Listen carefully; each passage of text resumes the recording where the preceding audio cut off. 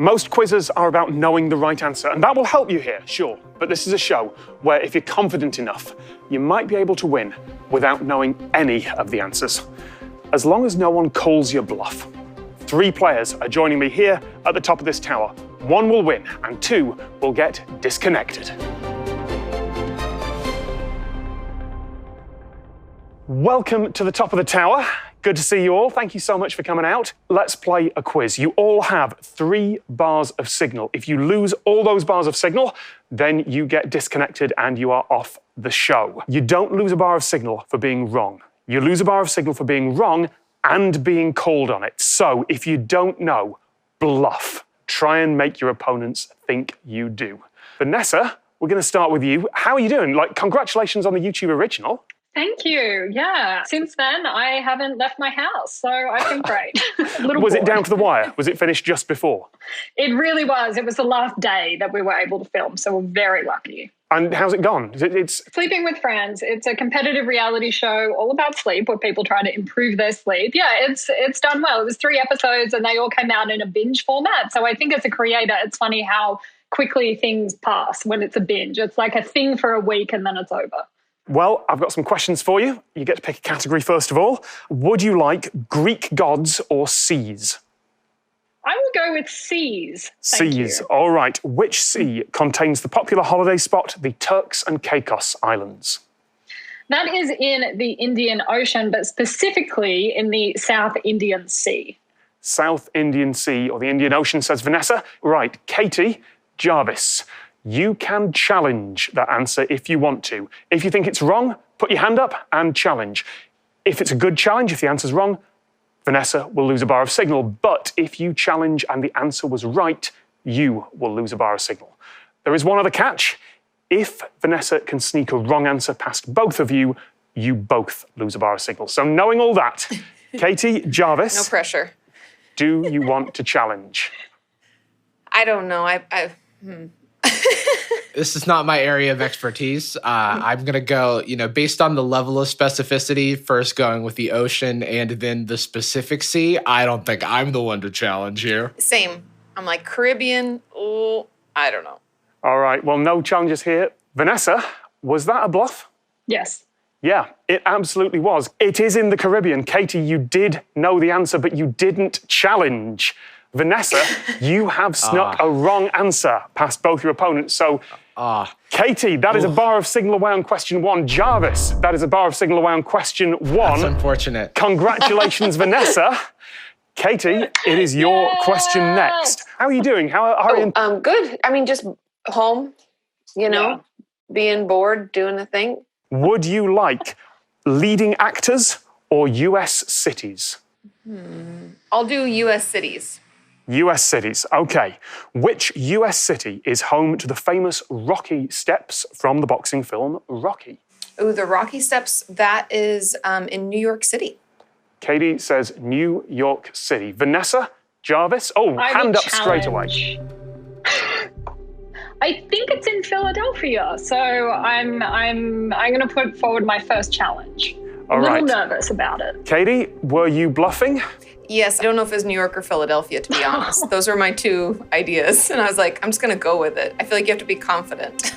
You do have to be confident, but unfortunately you were confident with the wrong answer. It is Philadelphia. So Yeah. we are only 2 questions in, and Katie, you are down to 1 bar of signal.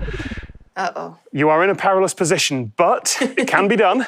Jarvis, how's life? I feel like we're in a cell phone tower, and so people aren't going to believe that we can lose any bars. We're so close.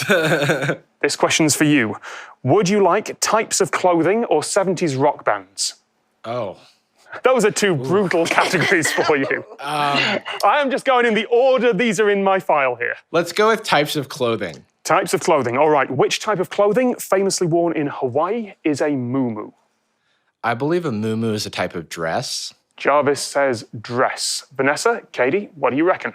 Now, Katie, you're in a difficult position here. If you challenge wrongly, you're out. But also, if you let a wrong answer slip past, you're out. So I think that it would be good for Katie to indicate if she's thinking about challenging, because then perhaps I could challenge. So we're kind of on a more even footing here. Yeah. I call collusion. But I'm curious, like, how specific you're wanting, just like a style of clothing, because like in Hawaii, like I think of a sarong. We're looking for a type of clothing. Okay, so like a dress. A muumuu is a I dress. have a question for Tom. Would you consider a caftan a dress? It's not the question we're asking. I believe yes. He's like, I'm not on trial here. Yes, I believe we'd call a kaftan a dress. Okay, I will not challenge because I think a muumuu is like a kaftan, maybe like similar to a sarong, but a full body garment. So I'm going to let Jarvis's answer stay. And you're absolutely right to do so. Jarvis, that is the correct answer, and you can't lose lives with a correct answer, so congratulations. You're still in the game. Vanessa, still on 3 bars. Would you like shipwrecks or types of plant? Wow. Luckily, I studied a little bit of plant biology, so I guess I'll go with types of plants. I would have the same decision. Good call. Also studied plants heavily. You did Vanessa, not. Sure. from what type of plant is carrageenan extracted to be used in ice cream and toothpaste? Carrageenan comes from the carrot. Vanessa says carrot. Katie, Jarvis? I'm going to challenge. Yeah, I was like, I don't feel like I have a leg to stand on because I don't, but I agree with Jarvis. Jarvis, you went there first. You didn't need to. You could have let Katie step up there, but you challenged first. I could have. I had to look out for Katie. Thanks, Jarvis. Vanessa, how much of that was bluffing? So on second thoughts, it could be the carob plant, but like, what the hell is carrageenan? Who knows? It's seaweed or algae. It was the wrong answer. Jarvis, you were absolutely right to challenge. Vanessa, you are down to 2 bars of signal. Katie. Wow, I'm not feeling as confident anymore. If there's one thing I've learned about my deep study of plants, it's that the colloquial name for something and the Latin name is like never similar. So I was just like, that sounds oddly convenient. I also hated plant biology, and it was like 3 weeks in a first level biology course that I took at university. It was so boring. I'm sorry if there's any plant people out there. Your carrageenan in ice cream and toothpaste comes from seaweed. So, Katie, next question's to you. Again, get it right, you can't lose that bar. So, would you like musical instruments or mental functions? Ooh. I mean, I like both of those. It's funny, I was a double major in music and psychology. Oh, wow. Let's do musical instruments. I'm kind of sick of the brain stuff right now. All right. She's getting confident over here. With my 1 bar. Which musical instrument traditional to Ireland is a clarsach? So that's C-L-A-R-S-A-C-H. Clarsach. Okay. I'm going to go with bagpipes. Katie says bagpipes. Not with a huge amount of confidence, but then that could be a double bluff. Vanessa, Jarvis, what do you want to do? See, there is value in letting the other person go first. Jarvis, what are you thinking over there? I jumped the gun last time, so I was like keeping my mouth shut. But I'm going to hazard a guess that bagpipes are Scottish.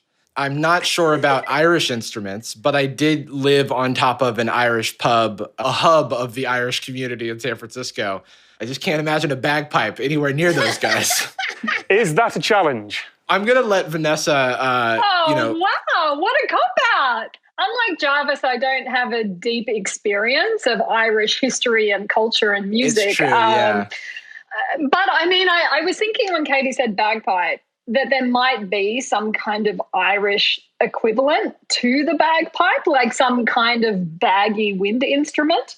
But I have been to Dublin once, and from that experience that I had, it could be like a fiddle. Yeah. If either of you are challenging, put your hand up. Jarvis challenges, and he got his hand up first. In the end, both of you did. It came very close. I'll tell you this, there are Irish bagpipes. They're called Uilleann pipes, and I'm probably mispronouncing that, and apologies to anyone on Ireland. But the clarsach is a harp. It's the famous Irish harp.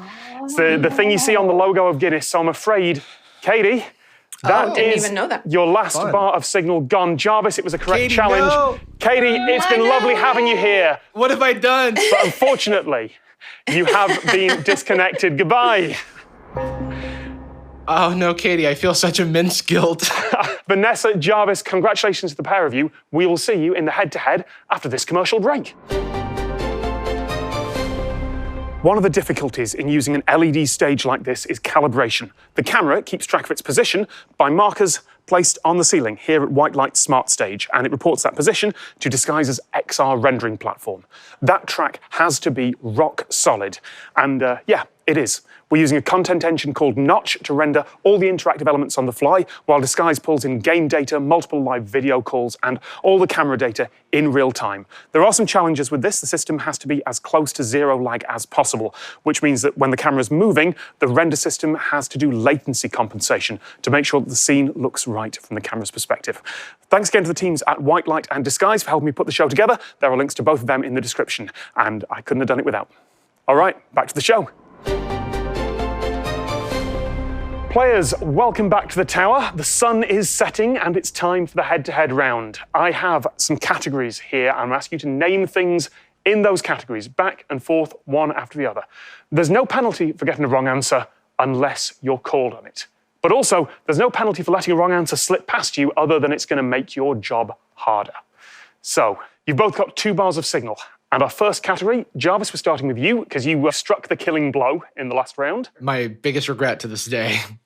All right, your first category. We are looking for the 25 largest airlines by international passengers. So just to be clear, we are looking for the airlines that carry the most passengers internationally, according to data from the IATA in 2018.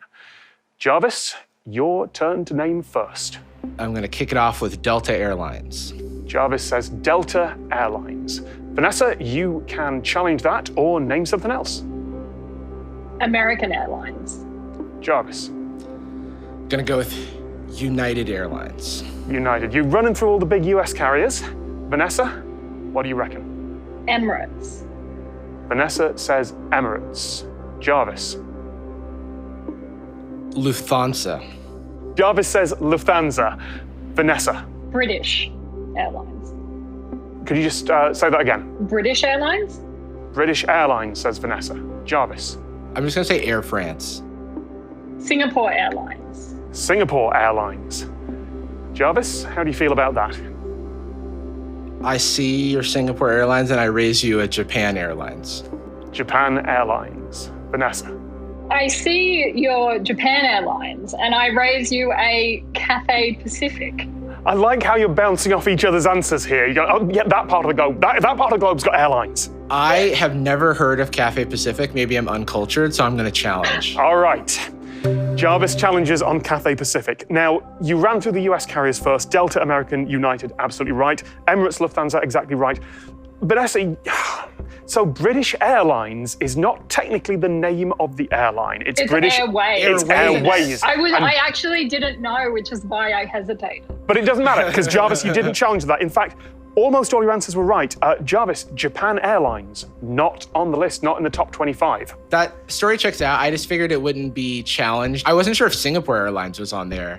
So I was just like picking a similarly sized airline so that there was enough like margin of error maybe. Singapore is on the list, but you challenged Okay, cool. on Cathay Pacific. They're the flag carrier of Hong Kong. And Hong Kong has a lot of business travel, a lot of international business travel. And it is on the list. Vanessa, you are absolutely right. Cool. Jarvis, you are down to 1 bar remaining, so you need to win the next list. When I went to Hong Kong, I flew Japan Airlines. That's my fault. I should have went Cathay Pacific. Vanessa, you're starting this list. If you win this list, you win the show. Jarvis, you need this. Wow. And it is cities that have hosted the Summer or Winter Olympics. So we're looking for any city that has already hosted. Doesn't include future venues. It also does not include events cancelled due to war, which has happened. Or COVID-19, which has also happened. Your first call. I'm going to start off with Summer Olympics that I volunteered at. Sydney, Australia. Sydney, Australia, says Vanessa. If that's wrong, it's a really good reason why. Jarvis? That one's real. I remember that. I'm going to go with some obscure ones. Sochi, winter. Sochi for the Winter Olympics. Vanessa? Montreal. Montreal. Jarvis? Los Angeles. Los Angeles. Vanessa? Calgary. That one sounds weird to me, but I'm not going to challenge because I've got some more. So I'm going to say Rio, summer. You don't need to tell me whether it's summer or winter, but yes, Rio hosting the Winter Olympics would be a bit odd. So, Vanessa? Melbourne. Jarvis? Atlanta. 1996. My college, Georgia Tech, where I went to school, the campus was like where the Olympics were hosted there. All right, Vanessa, it's on you. Vancouver. Vancouver. You are just running through cities in Canada and Australia there. I love Canada. I'm gonna go with New York City. Jarvis says New York City. Vanessa? Challenge. I was gonna say, you looked hesitant on that one. Now, are you challenging because it doesn't feel right or challenging because you know that? I don't know it for sure, but it really doesn't feel right to me. Jarvis, is this a memory or is this a guess? It's a guess. It's like a guess that it happened a long time ago. I mean, there's some very interesting cities on this list. Like, you could have had Albertville, or I presume it's Albertville in France, Chamonix in France, Helsinki, Innsbruck, Mexico City. There's a lot of places. And I'll tell you this, before New York City, every answer you gave, both of you, was correct. Oh, well. New York City has bid for the Olympics, but it bid in 2012 and it was beaten by London. It has never hosted an Olympics. Jarvis, I'm really sorry, but that is your last bar of signal gone. It has been a pleasure having you here. Thank you for being part of the show, but you've been disconnected. Vanessa, congratulations. You are the winner of the show today with 2 bars remaining as well. You. Congratulations. You win the end card of this video. You have 20 seconds to plug everything that you do. That is our show. Thank you very much for watching. Vanessa, take it away. Amazing. Please go and subscribe to my channel, Braincraft. It's about psychology and neuroscience. I cover a lot of scientific self-improvement type stuff, like how you can procrastinate less, be more productive, build good habits, get better sleep, all of that. So youtube.com/Braincraft. I think that might be 20 seconds. Thank you for watching.